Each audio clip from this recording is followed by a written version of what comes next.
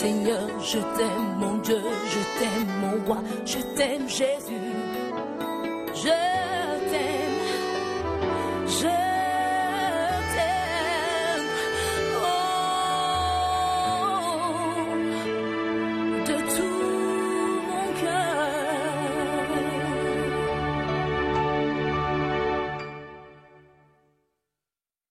Que le Seigneur soit glorifié, que nos cœurs soient disposés. Le Seigneur va nous faire du bien encore cet après-midi. Amen. Amen. Amen. Amen. Oh, j'entends qu'une personne. Amen. Amen. Ah, j'entends que 2 personnes. Amen. Est-ce que je parle à des vivants cet après-midi? Est-ce que je parle aux morts cet après-midi? Est-ce que je parle aux morts?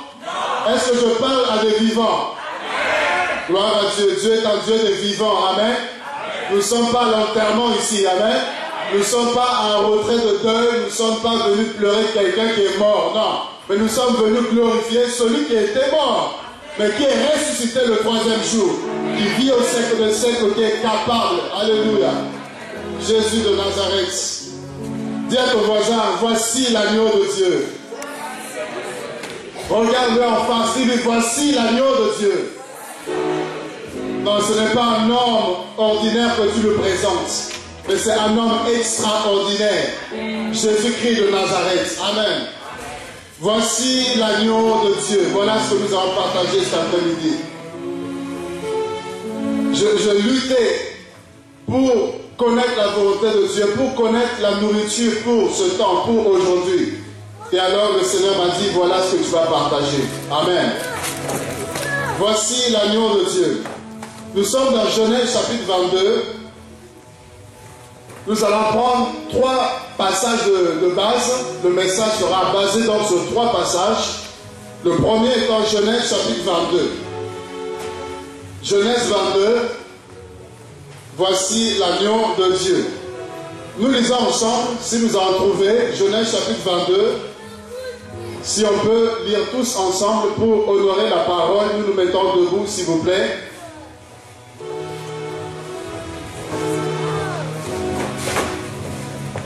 Et nous pourrons lire 1, 2, 3.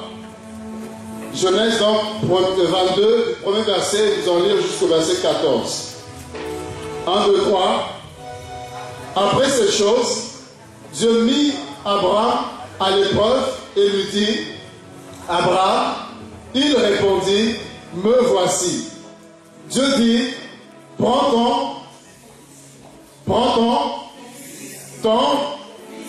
ton fils, ensuite, ton fils, dis à quelqu'un ton unique, celui que tu aimes, Isaac, va-t'en au pays et offre-le en holocauste sur l'une des montagnes que je te dirai. Abraham se leva de beau matin, sella son âne et prit avec lui 2 serviteurs et son fils Isaac. Il fondit du bois pour l'holocauste et partit pour aller au lieu que Dieu lui avait dit. Le verset 4. Le 3e jour, Abraham levant les yeux et vit le lieu de loin. Et Abraham dit à ses serviteurs, restez ici avec l'âne, moi et le jeune homme, nous irons jusque-là pour adorer. Dis à quelqu'un, adorer. Et nous reviendrons auprès de vous. Nous reviendrons auprès de vous. Quelle foi. Abraham prit le bois pour l'holocauste et le chargea sur son fils Isaac et porta dans sa main le feu et le couteau. Et ils marchèrent tous deux ensemble. Verset 7. Alors Isaac parlant à Abraham, son père dit, mon père, et il répondit, me voici. Fils, Isaac reprit. Voici le feu et le bois. Mais où est l'agneau pour l'holocauste? Abraham répondit, mon fils, Dieu se pourvoira lui-même de l'agneau pour l'holocauste. Et ils marchèrent tous deux ensemble. Lorsqu'il fut arrivé au lieu que Dieu lui avait dit, Abraham y leva un autel et rangea le bois. Il lia son fils Isaac et le mit sur l'autel par-dessus le bois. Puis Abraham étendit la main et prit le couteau pour égorger l'animal, pour égorger le taureau, pour égorger le bouc, pour égorger l'agneau. Alléluia. Mais pour égorger donc son fils Isaac. Et le verset 11. Alors l'ange de l'Éternel l'appela des cieux et dit, Abraham, Abraham. Il répondit, me voici. L'ange dit, n'avance pas ta main sur l'enfant et ne lui fais rien, car je sais maintenant que tu crains Dieu et que tu ne m'as pas refusé ton fils, ton unique. Abraham leva les yeux et vit derrière lui un bélier. Dis à quelqu'un, un bélier. Retenu dans un buisson par les cornes, et Abraham alla prendre le bélier et l'offrit en holocauste à la place de son fils. Dis à quelqu'un, à la place de son fils. Abraham donna à ce lieu le nom de Yahvé-Jiré. C'est pourquoi on dit aujourd'hui à la montagne de l'Éternel, il sera pourvu. Est-ce que nous pouvons acclamer Dieu pour sa parole?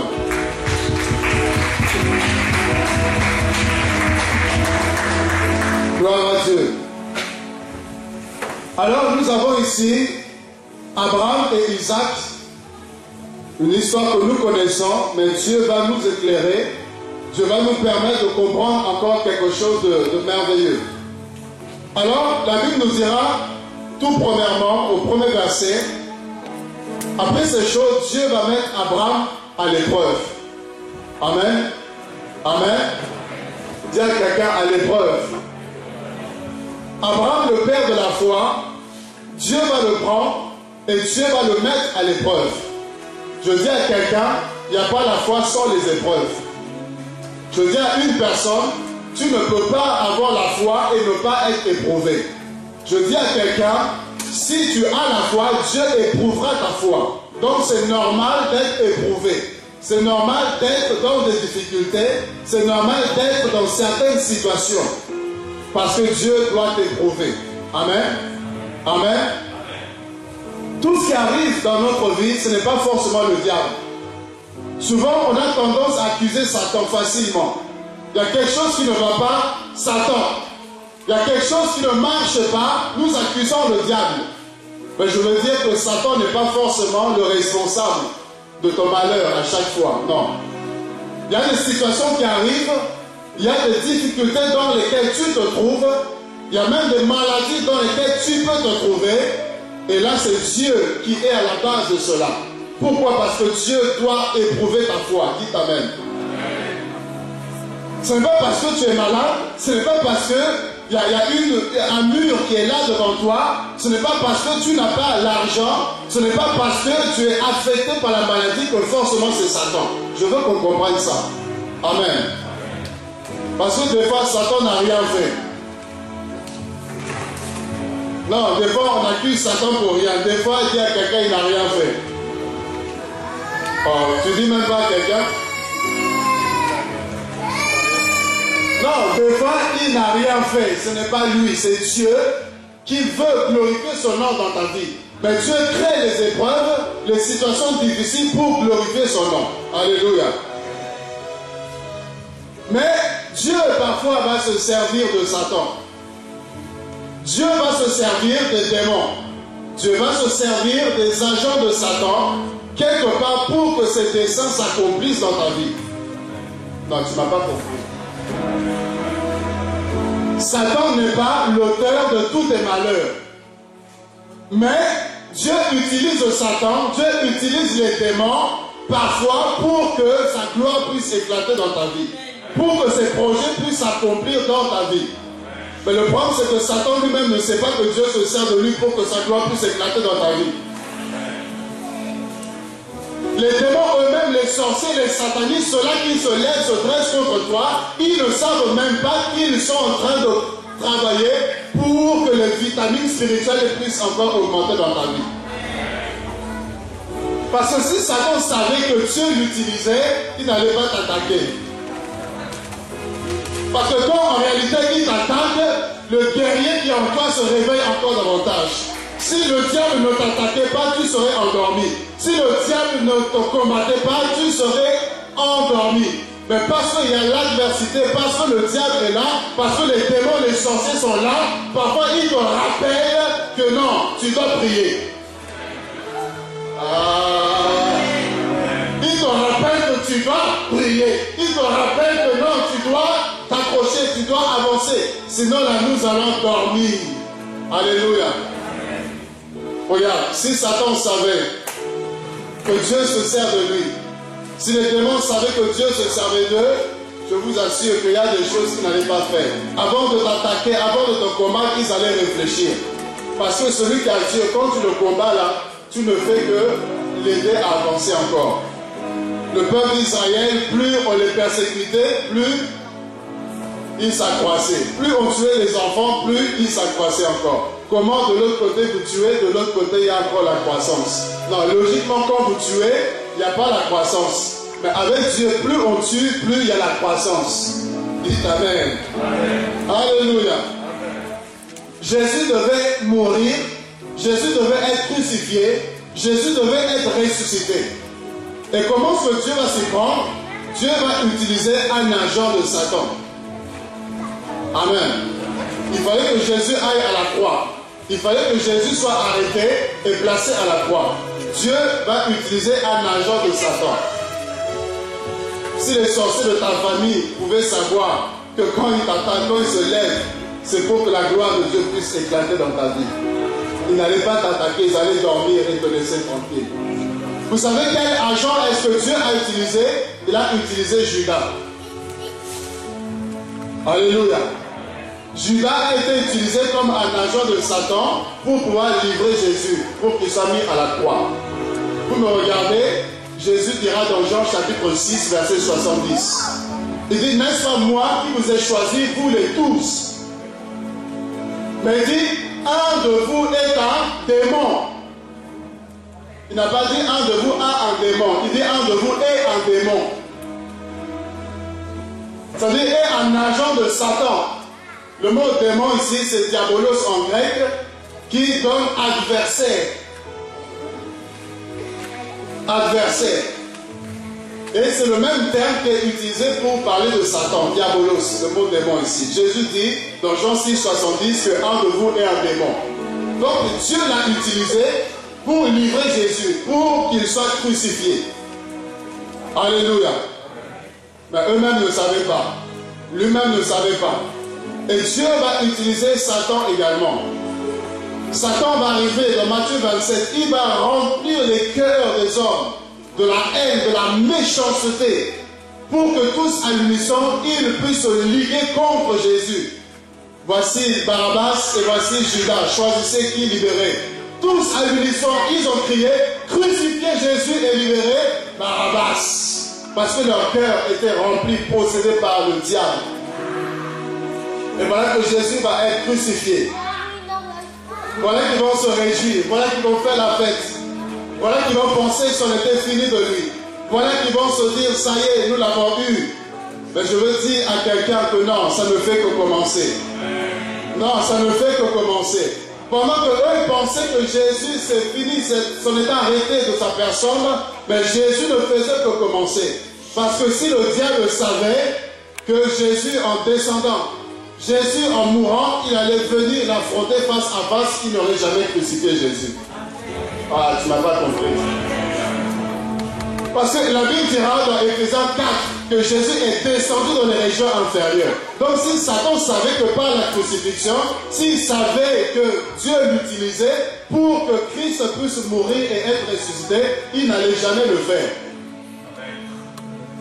Alléluia. Et regardez, Jésus est mort seul, n'est-ce pas? Jésus est mort seul. Si Satan savait que Jésus n'allait pas mourir seul et ressusciter seul, il n'aurait jamais combattu. La Bible dit qu'il est mort seul, mais il est ressuscité avec les captifs. Amen. Moi, si je dois prêcher pour une personne, je prêche pour cette personne. Celui qui est lycée, c'est son problème. Alléluia. Vous voyez, il meurt seul, mais il descend, il affronte le diable. Et d'ailleurs, il prend les clés de la mort et du séjour des morts. Si le diable savait qu'il allait perdre le pouvoir, il n'aurait jamais crucifié Jésus. Il n'aurait jamais possédé Judas pour qu'il puisse livrer Jésus. S'il savait qu'il allait ressusciter avec tous les captifs, s'il savait que Jésus allait ressusciter avec nous autres qui étions condamnés, non, Satan n'allait jamais commettre l'erreur.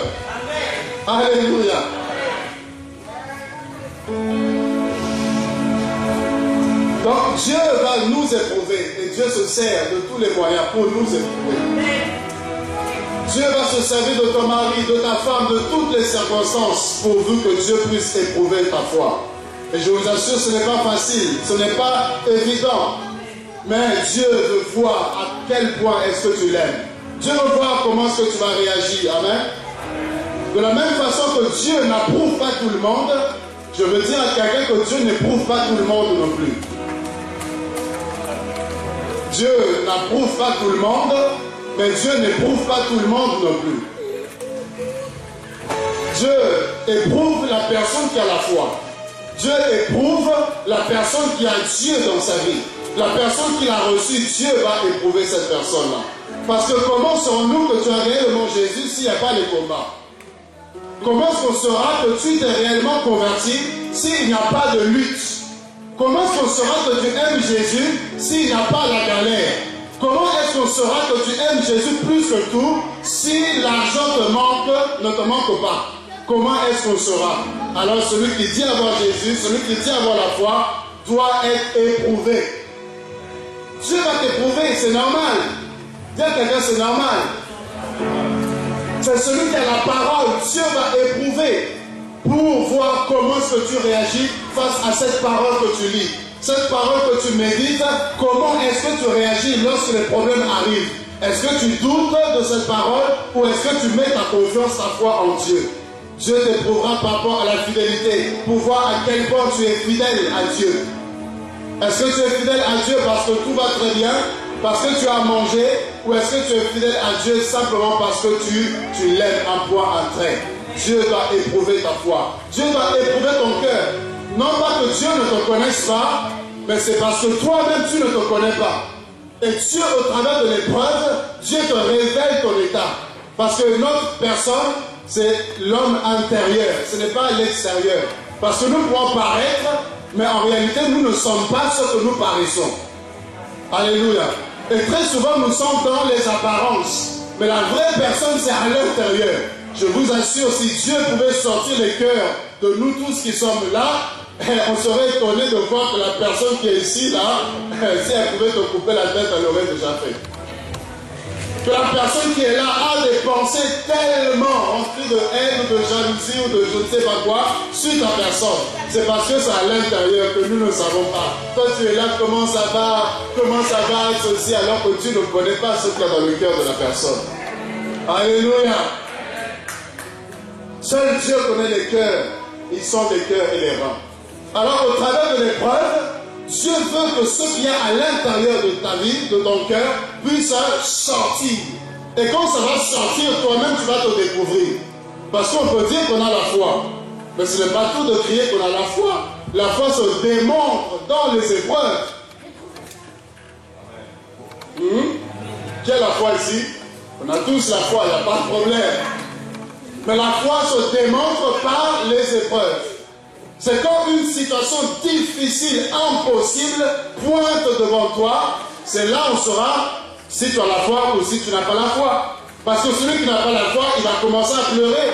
Celui qui n'a pas la foi, il va abandonner Jésus. Celui qui n'a pas la foi, il va murmurer contre Dieu. Il va manifester l'incrédulité. Mais celui qui a la foi dira qu'aux yeux des hommes, c'est impossible, mais Dieu est le Dieu de l'impossible. Même si pour tous c'est fini, mais il y a un Dieu qui commence lorsque la sagesse de l'homme est limitée. Ça, c'est quelqu'un qui a la foi. Et toi-même, tu verras, oh, j'ai un tout petit peu de foi. Mais si tu es incrédule, tu verras aussi qu'il y a l'incrédulité. S'il y a les murmures dans ton cœur, tu verras au travers de l'épreuve que dès qu'il y a une situation compliquée, tu murmures, tu te plains. Et là, Dieu te montre là où il faut travailler pour encore avancer avec lui. Amen. Amen. Alors ici, Abraham va être appelé par Dieu et Dieu va prendre le soin de veiller à ce que Abraham puisse bien entendre. Abraham,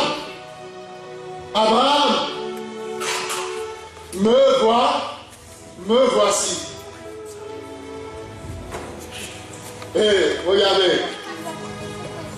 Non, Dieu est compliqué. Abraham, me voici. Là, ce n'était pas pour la bénédiction, Ce n'était pas pour un miracle, ce n'était pas pour, je ne sais pas, lui donner, non. Dieu l'appelle pour éprouver son cœur. Et regardez ce que Dieu lui demande. Prends ton fils, ton unique. Qu'est-ce que Dieu me demande? Qu'est-ce que Dieu me veut? Ce fils, non, touche à tout, mais pas à Isaac. Isaac que j'ai eu dans la souffrance. Isaac que nous avons eu par miracle, après des années et des années de moquerie, de mépris, d'insultes, d'injures. Nous avons fini par avoir cet enfant, après des années. La femme stérile, l'homme stérile, l'homme usé de corps, la femme usée de corps, ménopause plus. Personne ne pouvait penser qu'Abraham et Sarah pouvaient donner naissance. Mais Dieu va finir par honorer sa promesse. Et ils vont avoir Isaac. Mais Dieu vient pour dire, prends ton fils, ton Isaac. Et Dieu dit, ton unique. J'aime Dieu, amen. Dieu est précis. Ton unique. Et Dieu rajoute encore celui que tu aimes. Non, Dieu te demande ce qu'il y a de plus précieux. Dieu te demande ce qu'il y a de plus cher. Et qu'est-ce que tu as de plus cher si ce n'est ton cœur, si ce n'est ta vie? Dieu veut ton cœur, Dieu veut ta vie entièrement. Nous sommes tellement attachés, accrochés à notre vie. Mais Dieu veut justement cette vie. De sorte que tu ne la diriges plus, mais lui puisse conduire, diriger ta vie. Et nous avons tellement du mal à donner notre vie. Ce n'est pas parce que nous le chantons qu'en réalité nous avons donné notre vie à Christ, non. Ton unique, pourquoi Dieu précise-t-il ton unique? Parce qu'il est facile de donner quelque chose que nous avons en grande quantité. Est-ce que vous comprenez? Ton unique. Si tu as 10 costumes, tu en donnes un, il t'en reste encore 9. Amen? Amen? Ça va, il t'en reste 9. Mais si tu en as un seul, le seul que tu as, et on te dit donne-le à l'autre personne, là tu vas réfléchir. Comment est-ce que moi je vais faire? C'est le seul que j'ai, tu vas commencer à calculer. Mais si tu en as plusieurs, si tu en as en grande quantité, ça ne changera rien pour toi. C'est pourquoi Dieu ne demande pas ce que tu as en grande quantité. Mais il demande ton unique. C'est-à-dire quand tu vas donner, ton cœur va serrer. C'est-à-dire ce qu'il y a de plus cher, de plus précieux, c'est ce que Dieu veut. Amen. Et pourquoi est-ce que Dieu dit celui que tu aimes? Parce qu'en réalité, il est facile de donner quelque chose qu'on n'aime pas. Parce que quelque chose qu'on n'aime pas, au contraire, en donnant, on se débarrasse de la chose. Amen. Tu fais le tour de ta garde-robe. Tu vois, il y a des robes où même la personne que tu aimes la nomme. Ça, là, mais il y en a là, facilement, tu peux lui faire cadeau, facilement. Pourquoi? Parce que tu n'aimes pas. Et Dieu précise vers celui que tu aimes parce qu'il sait que c'est difficile de donner. Amen. Alors, il dit, tu vas me l'offrir. Et regardez, Abraham va prendre, n'est-ce pas, son fils. Et il va dire, nous allons aller adorer. Abraham prend son fils, ils avancent, ils partent. Ça, c'est moi qui dis, hein. Heureusement qu'Abraham n'a pas dit à Sarah, parce que je ne sais pas comment il allait partir avec Isaac. Non, vous imaginez Sarah qui va porter 9 mois l'enfant, et toi, Abraham, tu vas venir pour dire Dieu a dit de tuer cet enfant qu'il nous a donné. Abraham, arrière de moi, Satan. Là, elle allait s'opposer à la voix de Dieu pour dire à Dieu ne plaise, il ne mourra pas. Abraham va prendre Isaac et dire on va adorer. Mais Abraham avait une assurance quand même.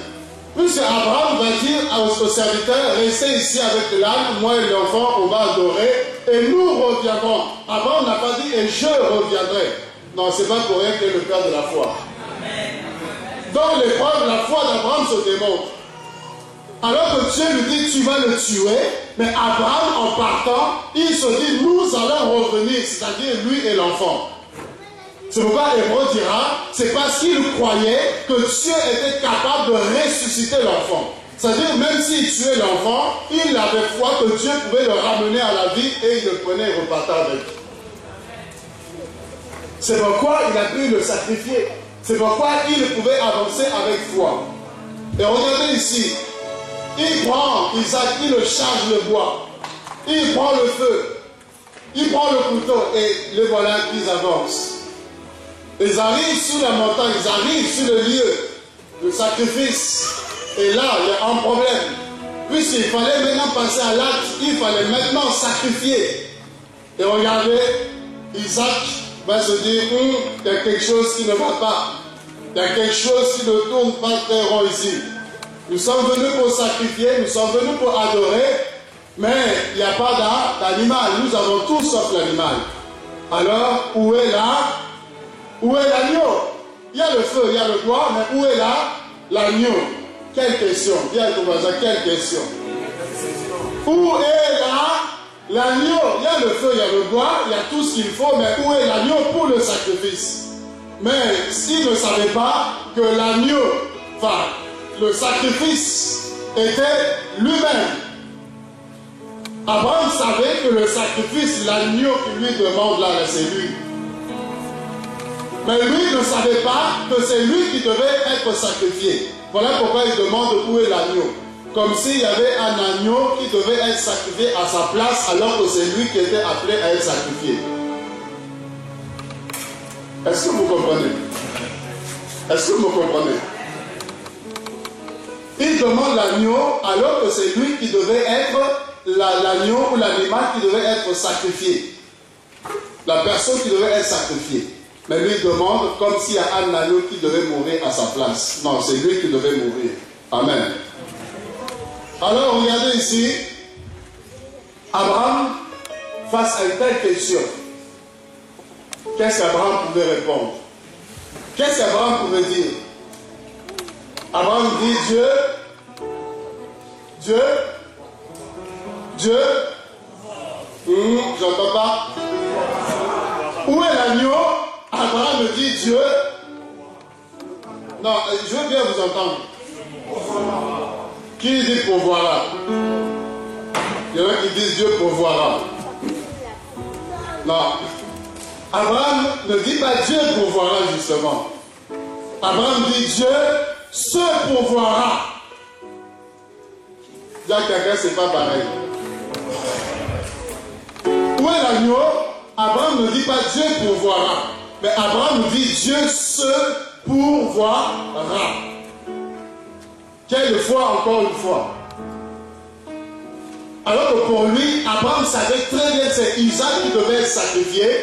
Mais comment est-ce qu'il pouvait dire encore Dieu se pourvoira puisque l'animal était déjà là? Puisque le sacrifice était déjà là. Comment est-ce qu'il pouvait encore dire Dieu se pourvoira? Ça c'est encore la foi d'Abraham. Et Dieu honore la foi. Amen. Dieu honore la foi. Et vous verrez que lorsqu'ils vont arriver au lieu, Abraham va tout mettre en œuvre pour sacrifier son fils. Ça il le place là. Mais vous verrez que Isaac est obéissant. Vous verrez que Isaac était soumis. Isaac avait confiance en Abraham. Parce que pour se laisser attacher comme un animal, se placer sur l'autel, et être là pour se faire égorger, brûler. Non, il fallait une soumission, il fallait une obéissance. Vous n'avez pas vu que Isaac a résisté à Abraham. Il s'est laissé. Amen. Amen.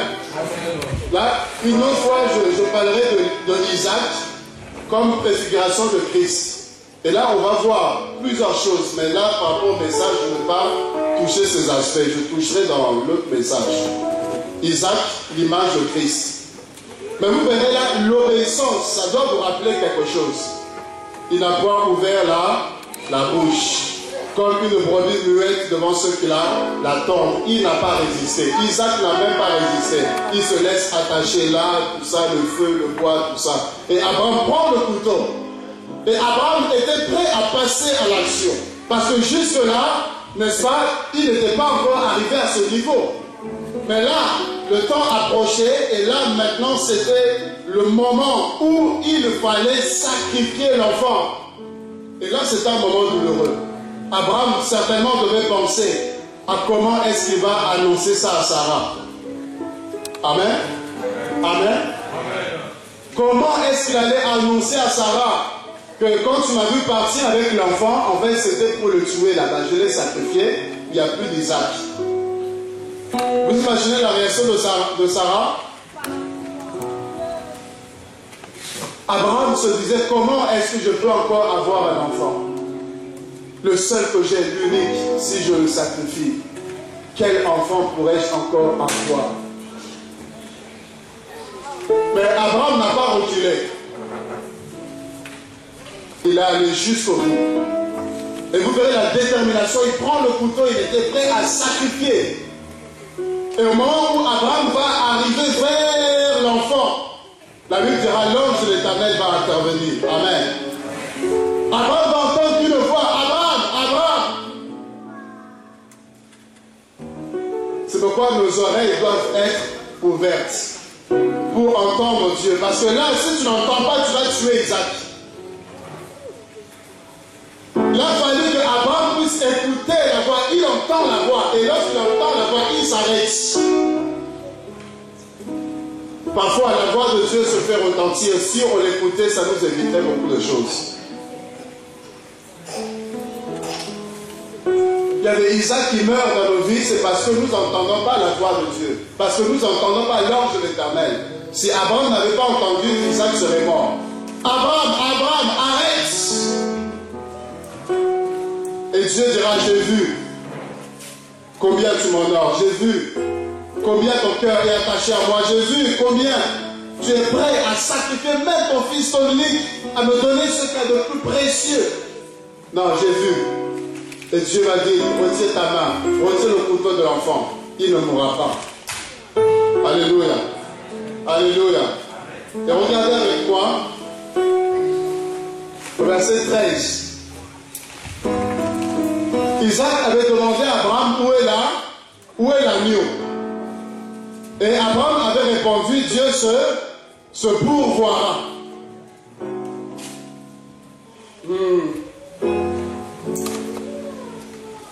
Non pas Dieu pourvoira, mais Dieu se pourvoira.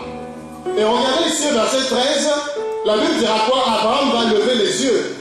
Et qu'est-ce qu'Abraham va voir? L'agneau. Oh. Dieu se pourvoira. Où est l'agneau? Dieu se pourvoira. Ça, c'est la foi d'Abraham. Alors, il lève les yeux. Qu'est-ce qu'il voit? Un bélier qui était là, attaché, par qui on ne sait pas. Pourquoi on ne sait pas? Mais là, le bélier était là, attaché, et Abraham va aller, il va prendre le bélier, et il va le sacrifier à la place d'Isaac. Est-ce que Dieu a pourvu ou pas? Dieu s'est pourvu ou pas? Hein? Qui dit que Dieu s'est pourvu comme Abraham l'avait annoncé? Qui dit que Dieu ne s'est pas pourvu? Isaac demande l'agneau. Il n'a pas demandé le bélier. Il a dit, où est là l'agneau? Abraham dit, Dieu se pourvoira. Dieu se pourvoit, mais Dieu donne non pas l'agneau que Isaac cherchait, mais donne le bélier.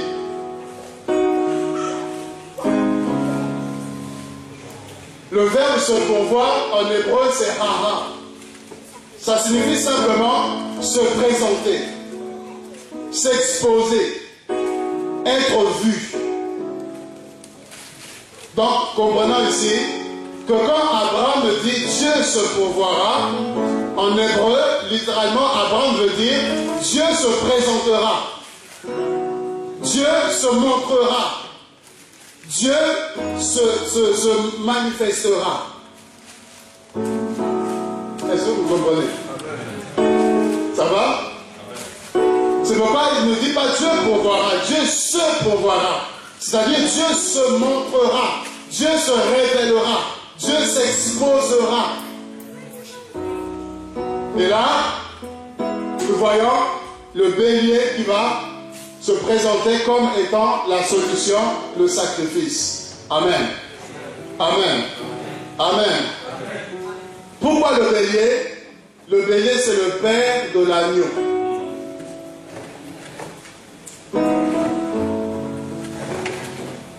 Le bélier, c'est le père de l'agneau. Isaac demande l'agneau.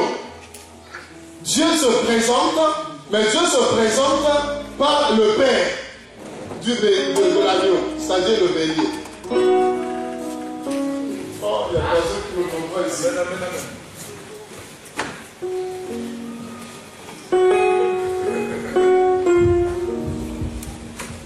Dieu se révèle par le bélier, c'est-à-dire le père.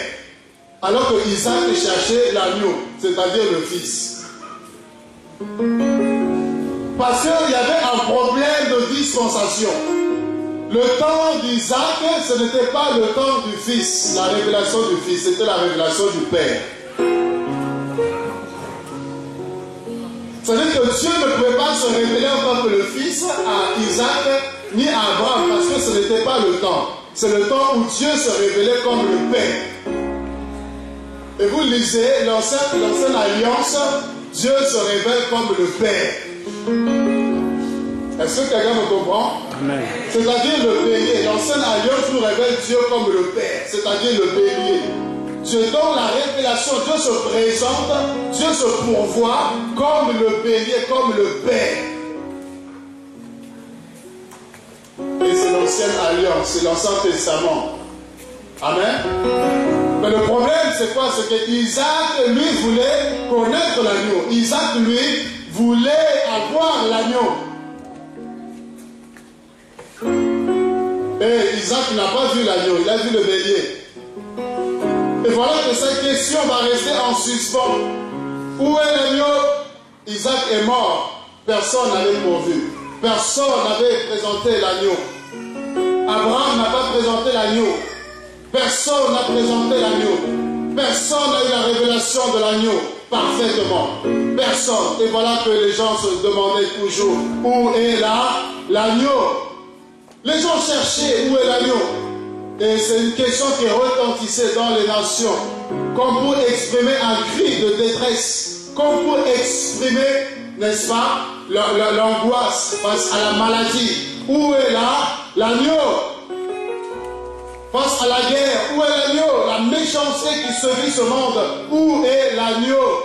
Face à l'injustice dans laquelle nous sommes placés, où est l'agneau? Dans une situation difficile, où est l'agneau? Les hommes livrés au péché, où est l'agneau? Voilà la question qui va retentir. Et la réponse n'a pas pu être donnée par le prophète, par qui que ce soit.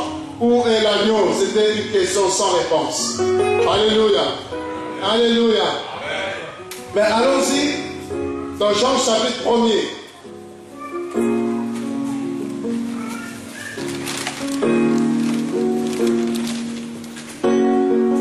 Jean chapitre 1er. Voilà que la question qui était sans réponse, cette question va trouver la réponse. Les questions ont une réponse. Et cette réponse est une personne, c'est-à-dire Jésus-Christ de Nazareth. Amen. La Bible dira dans Jean chapitre 1er, au verset 27. Jean dira, je me suis bâti de délier la courroie de ses souliers. Ces choses se passaient en Béthanie, au-delà du Jourdain, où Jean baptisait. Le verset 29, Jean dira, le lendemain, il vit Jésus venant à lui. Il dit, voici là l'agneau de Dieu qui ôte le péché du monde. Alléluia. Voici l'agneau de Dieu qui ôte le péché du monde. Abraham n'avait pas su répondre à cette question. Les prophètes n'ont pas su répondre à cette question. Mais Jean-Baptiste va répondre à la question de tous les hommes qui se demandaient où est l'agneau. Par rapport au problème du péché, où est l'agneau? Par rapport à la maladie, où est l'agneau? par rapport aux situations difficiles, aux questions sans réponse, où est l'agneau? Mais voilà que quand Jésus va arriver, voilà que quand le Fils va être révélé, Jean va le voir et Jean va annoncer, Jean va répondre, indexer la personne de Jésus, de sorte que toutes les personnes qui avaient besoin de solutions, toutes les personnes qui avaient besoin de délivrance, toutes les personnes qui avaient besoin de guérison, toutes les personnes qui avaient besoin d'être restaurées, toutes les personnes qui avaient besoin d'être libérées, délivrées, il indique, il annonce, voici l'agneau de Dieu. Et il rajoute qu'il ôte le péché du monde. Parce que moi je vous baptise d'eau, mais je n'ai pas le pouvoir d'ôter le péché. Mais celui qui vient, il a le pouvoir d'ôter le péché. C'est pourquoi les disciples de Jean-Baptiste, ils ont dit, nous avons reçu le baptême, merci Jean-Baptiste, mais nous avons le péché qui est là. Mais celui qui peut nous délivrer, c'est lui. Alors ils ont laissé Jean-Baptiste et ils ont suivi Jésus. Parce qu'il est l'agneau qui ôte le péché du monde. Alléluia. Voilà la réponse qui va être donnée. Voici l'agneau de Dieu. Et l'agneau a été la solution. Et il est la solution. Amen. Regarde. De la même façon que Isaac était préparé pour être sacrifié. De la même façon que Isaac était préparé pour mourir. De la même façon, toi et moi, nous étions condamnés. Nous étions voués à la mort. Nous étions voués à l'enfer. Mais Dieu s'est pourvu. Amen. Amen. De la même façon que Dieu s'est pourvu, de sorte que Isaac ne meurt pas. De la même façon, Dieu s'est pourvu, de sorte que toi et moi, nous ne mourions pas. Alors qu'Isaac était préparé pour la mort, nous étions préparés pour la mort. Mais Dieu s'est pourvu. Mais regarde, Dieu s'était pourvu au temps d'Abraham par le bélier, mais en notre temps, Dieu se pourvoit maintenant par l'agneau. Isaac aurait voulu voir l'agneau. Toi, tu vois l'agneau et puis toi, tu le fais comme ça. Les prophètes, la Bible dit, qui ont prophétisé, qui ont annoncé ces choses, ils auraient voulu vivre ce que nous vivons. Ils auraient voulu connaître ce que nous connaissons. Ils auraient voulu avoir la révélation de Christ comme nous l'avons. Mais nous avons la révélation, nous connaissons l'agneau, tout ça, mais nous sommes là comme si on ne connaissait pas. Comme si on vivait encore dans l'ancien temps. Non, nous avons la révélation de Christ, alors on doit avancer, on doit aller de l'avant. On doit faire plus même que ceux qui n'avaient pas la révélation de Jésus. Amen. Amen. Est-ce que vous me suivez? Est-ce que vous me suivez encore? Dieu s'était pourvu par le bélier, mais Dieu se pourvoit maintenant par l'agneau. Et nous avons la réponse. C'est-à-dire, quand je rentrerai au ciel, je dirai à Isaac que tu avais demandé l'agneau. Mais tu n'avais pas eu la révélation de l'agneau. Mais moi, quelle grâce! Moi, quel haut privilège! Moi, j'ai eu la révélation de l'agneau. Je l'ai vu, je l'ai contemplé comme la gloire du Fils unique venu de Dieu. Car la Bible dit, Dieu a tant aimé le monde qu'il a donné son Fils unique, afin que quiconque croit en lui ne périsse point, mais qu'il ait la vie éternelle. Et il a brisé le poids de la mort. La mort qui était sur toi, la condamnation qui était sur moi, Christ a été donné comme agneau. Il a été donné comme sacrifice. Ésaïe 53 nous dira si bien que nous tous qui marchions, prenons Ésaïe 53.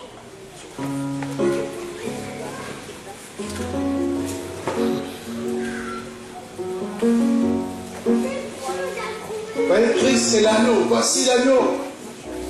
L'agneau qui va mourir à la place des hommes pécheurs, méchants que nous étions. Le verset 4, cependant ce sont nos souffrances qu'il a portées, c'est de nos douleurs qu'il s'est chargé, et nous l'avons considéré comme puni, frappé de Dieu et humilié. Et le verset 6, nous étions errants comme des brebis, chacun suivait sa propre voie, et l'Éternel a fait retomber sur lui l'iniquité de nous tous. Et le verset 12, c'est pourquoi je lui donnerai sa part avec les grands. Il partagera le butin avec les puissants, parce qu'il s'est livré lui-même à la mort et qu'il a été mis au nombre des malfaiteurs, parce qu'il a porté les péchés de beaucoup d'hommes et qu'il a intercédé pour les coupables. Romains 8, 1 dira, il n'y a plus de condamnation pour ceux qui sont en Jésus. Galates 5, 1, c'est pour la liberté que Christ nous a affranchis. Nous devions mourir. Est-ce que vous réalisez? Comme Isaac, il devait mourir. Mais par la grâce de Dieu, Dieu va se pourvoir et va épargner la mort. Dieu nous a épargné de l'enfer. Dieu nous a épargné de la colère à venir. Et Dieu va prendre la place. Romains 5, 8, Dieu prouve son amour envers nous. Parce que lorsque nous étions pécheurs, Christ est mort à notre place. Et Galates nous dira qu'il a pris la malédiction. Le poids de la malédiction de nous autres, Christ l'a pris sur lui. Et il a été crucifié, car il est dit maudit. Quiconque est pendu au bois. Christ a pris ta malédiction pour que tu sois béni. De riche qu'il était, il s'est fait pauvre. Il a pris ta pauvreté pour que toi tu sois riche. Le mort que tu étais, que j'étais, Christ est mort pour que nous ayons la vie. C'est pourquoi nous devons glorifier son nom. C'est pourquoi on ne veut pas rester sans mot dans sa présence. On ne va pas nous forcer à l'adorer. Non, quelqu'un qui est mort pour toi, quelqu'un qui accepte de donner sa vie alors qu'il est pur, il est parfait, alors qu'il n'a rien fait, il meurt pour des injustes, pour des voleurs, pour des meurtriers comme nous. Non, il mérite d'être élevé. Amen. L'agneau de Dieu qui a été pourvu.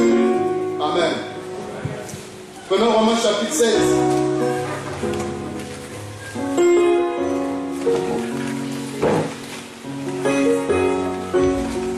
Mais ce n'est pas par des choses périssables. 1 Pierre 1, 19. 1 Pierre 3, 19. Hébreux chapitre 10. Tous ces passages nous montrent que Christ s'est sacrifié pour nous. De la nouvelle manière de vivre que nous avons hérité de nos pères, Christ nous a délivrés. Colossiens 12 dira, rendez grâce au Père qui nous a rendus capables d'avoir part à l'héritage des saints de la lumière. Il nous a délivrés de la puissance des ténèbres et nous a transportés dans le royaume de son Fils bien-aimé, en qui nous avons la rédemption. Il a effacé, Colossiens 2, 14, il a effacé les actes dans les ordonnances de condamnés et qui subsistaient contre nous. Il a éliminé en le clouant à la croix. Il a dépouillé les dominations, les principautés, les autorités, les esprits méchants dans les lieux célestes. Il nous a délivrés de puissance occulte. Il nous a délivrés de la sorcellerie, délivrés de la main de Satan, pour que nous soyons libres. Libres de l'adorer, libres de le servir, libres de glorifier son nom. Amen. Romains chapitre 7.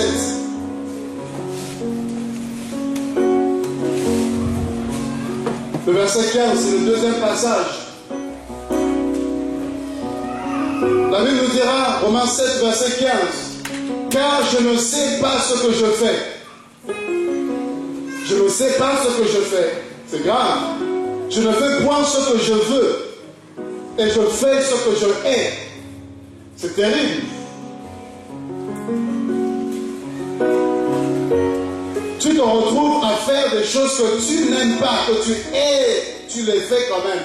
Et tu n'as pas le pouvoir de faire autrement. Quelle souffrance. Quelle condamnation. Et l'apôtre dit, or si je fais ce que je ne veux pas, je reconnais par là que la loi est bonne.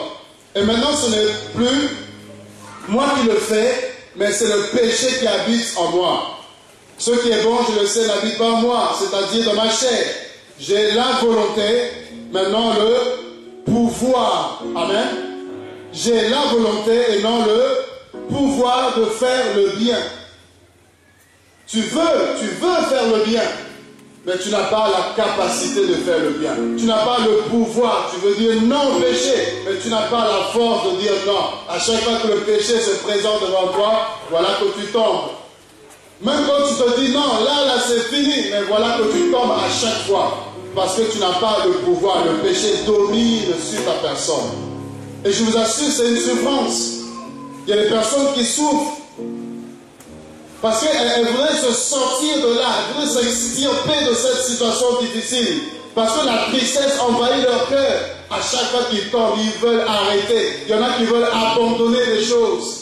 Mais voilà que le pouvoir n'est pas là. La volonté n'est pas là. Amen. Car je fais le bien car je ne fais pas plutôt le bien que je veux. Verset 19. Et je fais le mal que je ne veux pas. Et si je fais ce que je ne veux pas, ce n'est plus moi qui le fais. C'est le péché qui habite en moi. Je trouve donc en moi cette loi quand je veux faire le bien. Le mal est attaché à moi. Car je prends plaisir à la loi de Dieu selon l'homme intérieur. Mais je vois dans mes membres une autre loi qui lutte contre la loi de mon entendement et qui me rend captif de la loi du péché qui est dans mes membres. Verset 24, regardez ce que Paul dira.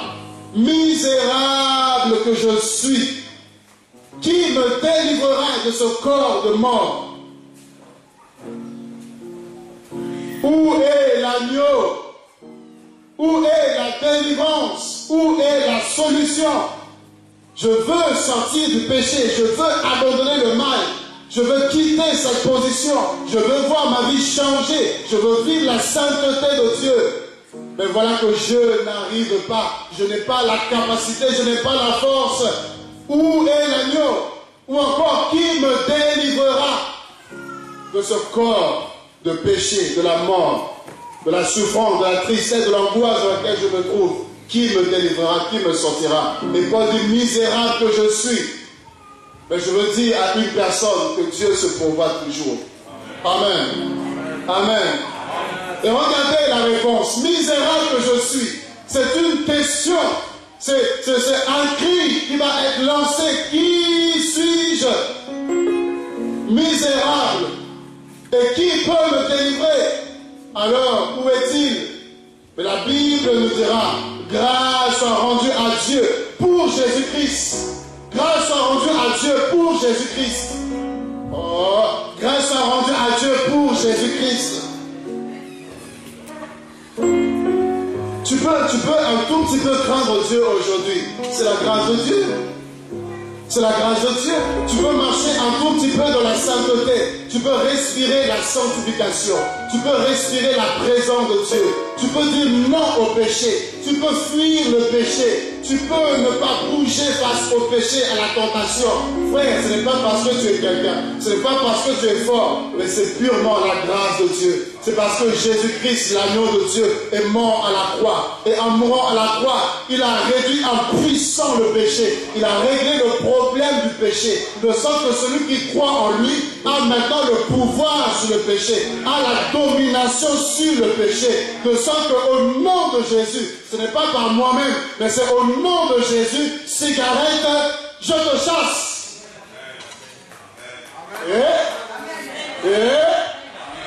Cigarette, je te chasse. Mais pendant 10 ans, je t'ai tenu. Pendant 15 ans, je t'ai tenu. En publicité, pendant 15 ans, tu as tenu. Mais là, aujourd'hui, grâce à Jésus-Christ de Nazareth, grâce à l'agneau de Dieu qui est mort à la croix pour moi, grâce à Christ, je peux dire non. Même si ça fait 10 ans que j'étais dedans, alcool, même si ça faisait 15 ans, je ne sais pas, toi-même tu sais ce qui dérange ta vie, même si ça faisait 20 ans, mais Christ est mort pour te donner le pouvoir, pour te donner la capacité de regarder cette chair, de dire chair, tu as été crucifié, parce que celui qui est en Christ a crucifié la chair et ses désirs, passion de la chair, désir de la chair, au nom de Jésus-Christ de Nazareth, moi je désire Dieu, je désire les choses de Dieu, je désire les choses d'en haut. Alors la chair va s'écraser et se soumettre. Aujourd'hui, le menu du jour, c'est jeûne et prière. La chair va... Je croyais que le menu c'était Colombo, je ne sais pas quoi. Non, aujourd'hui le menu c'est jeûne et prière. La chair sait qu'elle a été vaincue. La chair sait que tu as pouvoir sur elle. Alors elle va se soumettre et nous allons jeûner et prier au nom de Jésus. Et demain on se réveille. Elle se dit, là tu vas lui laisser un peu de repos. Et tu te lèves, tu dis aujourd'hui c'est retraite 2 jours à 7. Là il n'y a pas d'amen. Parce que j'ai le pouvoir. dominer comme ça. Tu as assez jouer avec moi comme ça. Le temps est là pour que le corps que je suis, le temple que je suis, puisse être un instrument pour la gloire de Dieu. Alors il faut se sacrifier. Il nous a donné le pouvoir de marcher sur les serpents et les scorpions et sur toute la puissance de l'ennemi. Et voici, rien ne pourra vous nuire. Non, sois fier un peu. Dis à quelqu'un, sois fier un peu. Le diable a tellement joué avec nous. Satan a tellement joué avec nous. Il a joué au foot avec nous. Il pouvait tirer à gauche, on part à gauche, à droite. Au bas, il pouvait nous plonger, nous traîner dans la boue, dans la saleté. Mais ce temps-là a été révolu. Parce que nous avons un Seigneur merveilleux. Parce que nous avons un Seigneur glorieux qui est venu de la boue, qui nous a pris, qui nous a ramassés. Il a fait de nous ce qu'il est. Il nous a donné sa nature. Parce qu'il est saint, alors il a fait de nous des saints. Alors le péché nous sommes plus attirés. Nous pouvons sentir l'odeur, mais ça ne nous attire pas. Car l'odeur de la Sainte Christ, qui me délivrera? Je ne sais pas, tu connais ta vie, tu sais peut-être que tu es coincé, peut-être que tu es là, tu cherches qui peut être l'espoir pour toi, qui peut être la solution pour toi, qui peut te sortir de cette situation dans laquelle tu te trouves. Il y a une main qui t'est tendue, cette main s'appelle Jésus-Christ de Nazareth. Saisis cette main et tu vas sortir de là. Saisis cette main, tu sors de la dépression. Tu saisis cette main, tu sors de l'angoisse. Tu saisis cette main, tu sors de la tristesse dans laquelle tu es plongé. Alléluia. Je termine Apocalypse chapitre 5. Il est l'agneau, Dieu se pourvoira. Dieu se pourvoira. Abraham n'avait pas menti. Dieu se pourvoira. Dieu se révélera. Dieu se présentera. Il s'est présenté comme le Père. Mais Hébreu 1 nous dira Dieu, après nous avoir parlé de plusieurs manières et à plusieurs reprises, mais dans ces temps de la fin, Dieu se révèle. Dieu se pourvoit par le Fils. Dieu parle par le Fils. Apocalypse chapitre 5. L'agneau de Dieu est là pour toi. L'agneau de Dieu a été sacrifié pour toi. Quelqu'un est mort pour se charger de tes péchés. Quelqu'un s'est chargé de tes souffrances. Il s'est chargé de ta maladie pour que tu sois en bonne santé. Regarde, Apocalypse 5. Puis je vis dans la main droite de celui qui était assis, le trône, sur le trône, un livre écrit en dedans et en dehors, scellé de 7 sceaux. Le livre était là, Jean va voir ce livre. Mais il y avait un problème. Un ange puissant. Je lève les yeux vers les montagnes, tu me verras le secours. Le secours ne vient pas d'un ange puissant, puisque cet ange était puissant. Mais cet ange n'a pu apporter la solution. Cet ange n'a pu constituer la solution. Alléluia. Et je vis un ange puissant qui criait d'une voix forte, qui est digne d'ouvrir le livre et de rompre les sceaux. Et personne dans le ciel, ni sur la terre, ni sous la terre, ne put ouvrir le livre, ni le regarder. Et Jean dit au verset 5, et je pleurais beaucoup de ce que personne ne fut trouvé digne d'ouvrir le livre, ni le regarder.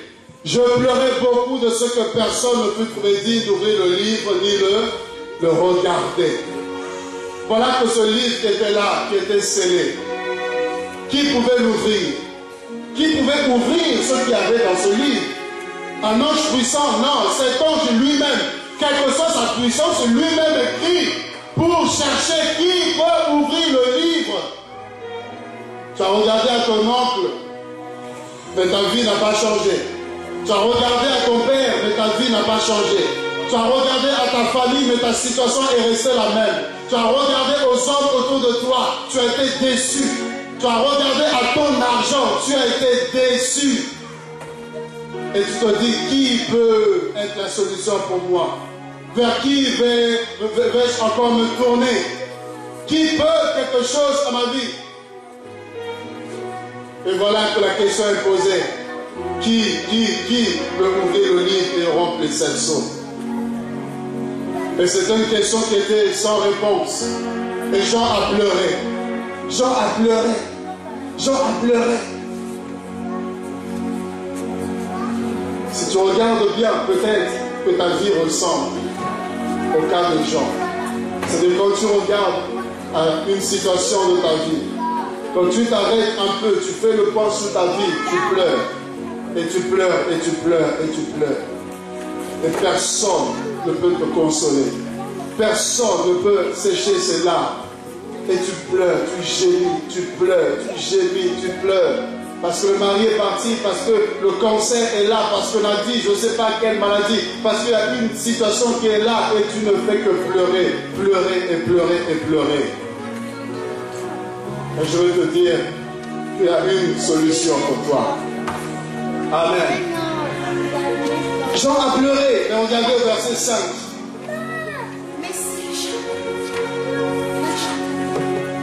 Et l'un des vieillards me dit, ne pleure point.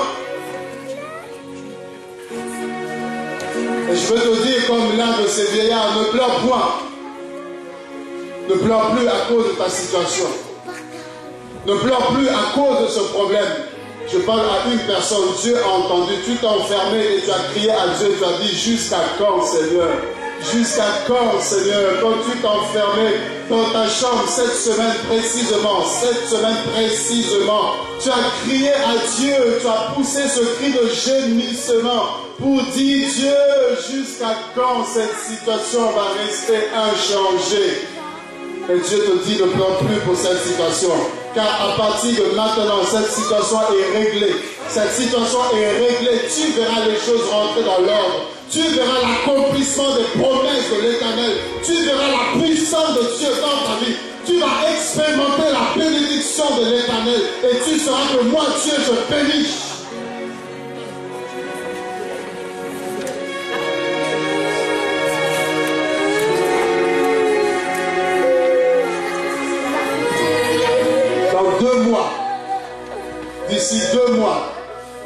D'ici 2 mois, Dieu te donne 2 mois.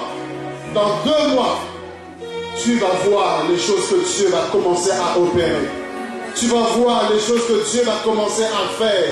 Oh, tu vas t'étonner, oh, tu vas t'étonner, tu vas voir Dieu autrement. Tu vas réaliser la puissance de Dieu autrement. Tu vas voir la grandeur de ce Dieu autrement. Tu liras la parole et tu vivras la parole et tu glorifieras ce Dieu. Ne pleure plus. Ne pleure plus. C'est une prophétie qui a arrêté. Elle court vers son terme. Elle court. Elle ne marche pas, elle court. Elle arrive vers toi. Elle arrive vers toi. Elle arrive vers toi. Elle arrive vers toi. Le temps de l'accomplissement de la promesse de Dieu arrive. Il est dit que la renommée de l'Éternel s'est accrue par l'accomplissement de ses promesses. Dieu n'est pas un homme pour mentir, ni fils d'homme pour se repentir. Quand Dieu parle, il accomplit.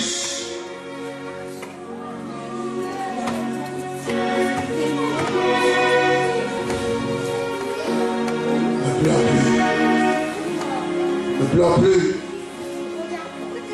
Et le vieillard dira, car voici le lion de la tribu de Juda. Car voici le lion de la tribu de Juda. Il commence à présenter le lion de la tribu de Juda. Pourquoi le lion de la tribu de Juda? Le lion, c'est le roi. Et la tribu de Juda est une tribu de rois. C'est-à-dire, il te présente celui qui est l'agneau, mais il est aussi le roi. Et ce n'est pas n'importe quel roi, c'est le roi des rois. Le roi des rois qui sort de la tribu de Juda. C'est-à-dire, il est le roi des rois. Et s'il est roi des rois, il est seigneur des seigneurs. Il règne dans ta vie. Le lion de la tribu de Juda. Et voici le rejeton de David, a vaincu pour ouvrir le livre et les 7 sceaux. Je vis au milieu du trône des 4 êtres vivants et au milieu des vieillards un agneau qui était là. comme immolé. Il avait 7 cornes et 7 yeux, qui sont les 7 esprits de Dieu envoyés par toute la terre. Il vint et il prit le livre. Oh! Qui est digne d'ouvrir le livre? Qui est digne de rompre les sceaux? Voici celui qui est capable. Voici celui qui peut. L'agneau de Dieu, lui vient. Il a vaincu et il prend le livre là où personne ne pouvait le prendre. Là où personne ne pouvait apporter quelque chose dans ta vie. Là où personne ne pouvait résoudre ton problème. Lui, il prend ton dossier en main. Je dis à une personne que Dieu prend ton dossier en main. Lui, il est capable de prendre le livre. Et non seulement de le regarder, mais il est capable de l'ouvrir. Et quand il l'ouvre, il y a des paroles pour toi. Il y a des paroles de bénédiction pour toi. Il y a des paroles merveilleuses pour toi. Il l'ouvre, il l'ouvre, il l'ouvre là où personne ne pouvait. Je dis là où ta famille n'a pas pu ouvrir les portes, Dieu va ouvrir les portes. Là où ton mari n'a pas pu ouvrir, Dieu va ouvrir les portes. Là où ton argent n'a pas pu ouvrir, Dieu va ouvrir les portes. Tout ce qui était fermé, tout ce qui était scellé dans ta vie, Dieu va commencer à ouvrir au nom de Jésus. Je sens que là où tu pleurais hier, aujourd'hui tu auras les 32 dents dehors. Aujourd'hui tu seras une femme heureuse. Aujourd'hui tu seras un homme heureux. On ne comprendra pas pourquoi est-ce que tu es joyeux. On ne comprendra pas pourquoi est-ce que tu ne fais que rire. Non, parce que j'ai un Dieu qui est glorieux. J'ai assez pleuré. De la même façon que tu as pleuré, Dieu dit à une personne, de la même façon que tu as pleuré, de la même façon tu vas te réjouir maintenant. De la même façon tu vas chanter maintenant. De la même façon tu vas adorer Dieu maintenant. Parce que tu as assez pleuré. Le temps arrive où tu dois pleurer, mais face à la grandeur de Dieu. Tu dois pleurer pour exprimer la gloire de ce Dieu. Alléluia. Et non plus pour les problèmes. Amen. Amen. Et regardez pour terminer. Verset 8. Quand il prit le livre, les 4 êtres vivants et les 24 vieillards se prosternèrent devant l'agneau, tenant chacun une harpe et des coupes d'or remplies de parfums, qui sont les prières des saints. Ils chantaient un cantique nouveau. Le temps arrive où tu vas chanter des chants nouveaux. Ou tellement que ce Dieu fait dans ta vie, même si la voix n'est pas là, mais le cœur va commencer à entonner des chants à la gloire du Seigneur. On ne comprendra pas, sous la douche, Jésus est Seigneur. Dans le but, Dieu est bon. Tu chanteras des chants nouveaux, des cantiques nouveaux, à la gloire de l'agneau. Alléluia. Et il est dit, le verset 10, tu as fait d'eux un royaume de sacrificateurs pour notre Dieu et règneront sur la terre. Je regardais et j'entendis la voix de beaucoup d'anges autour du trône et les êtres vivants, les vieillards. Et leur nombre était de myriades et de myriades, milliers et de milliers. Ils disaient d'une voix forte, l'agneau qui a été immolé est digne de recevoir. L'agneau qui a été immolé est digne de recevoir la puissance, là. Oh, je veux vous entendre. La richesse, là. La sagesse, là. La force, l'honneur, là. La gloire est là, la louange et toutes les créatures qui sont dans le ciel, sur la terre et sous la terre, sur la mer et tous ceux qui s'y trouvent, je les entendis qui disaient à celui qui est assis sur le trône et à l'agneau soit la louange, l'honneur, la gloire et la force au siècle de siècle, que tous les saints disent Amen. Gloire à l'agneau.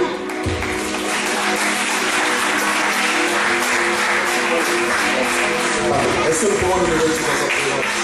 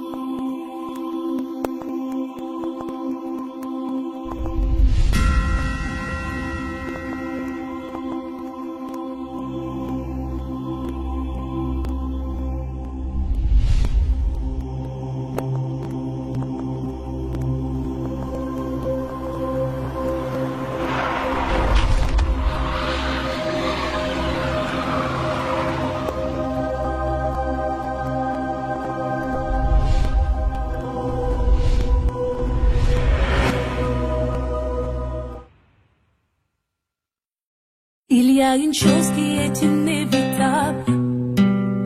Devant elle, l'homme est impuissant. Devant elle, ta force ne pourra rien. Il y a une chose qui est redoutable. Quand ça te prend, ça te paralyse. Devant elle, ta beauté ne pourra la séduire. Quand cette chose arrivera, est-ce que tu sais où tu iras? Après la mort viendra le jugement.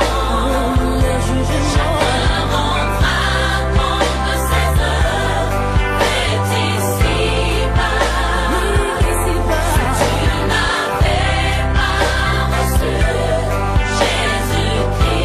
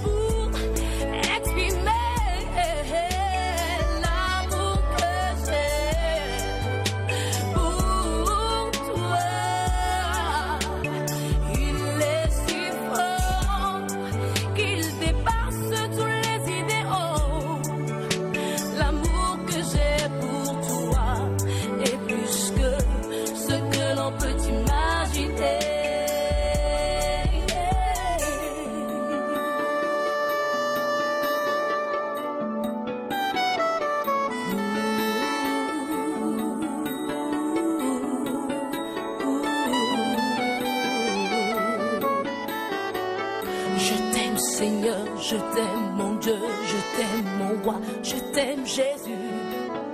Je